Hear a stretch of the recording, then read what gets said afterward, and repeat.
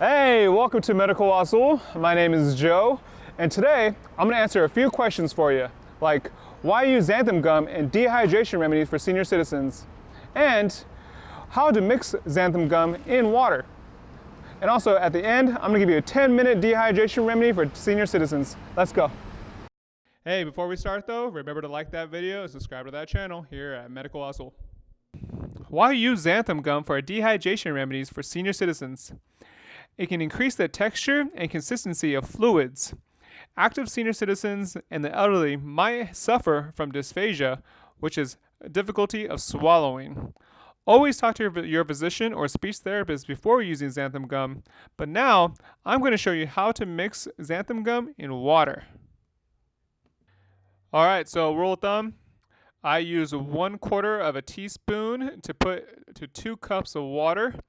I'm going to pour it into the boiling pot of water. All right, and then we're going to get a fork or a whisk. I like to use a whisk, but you're going to beat it up like some scrambled eggs, and you're going to get all the chunks out. Okay, stir it and keep on stirring it until you get all the chunks out. If you have difficulty getting the chunks out, that means you put too much xanthan gum. You want to put more fluid.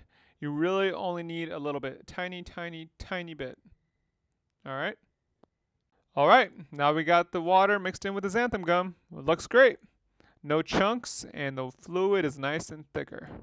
All right, there you go. Now we're going to add some honey. You can tell, look at the fluid. Look how thick it is.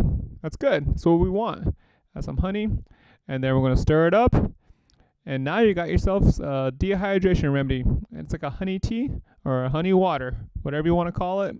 But it should work well for a healthy senior citizen. There you go.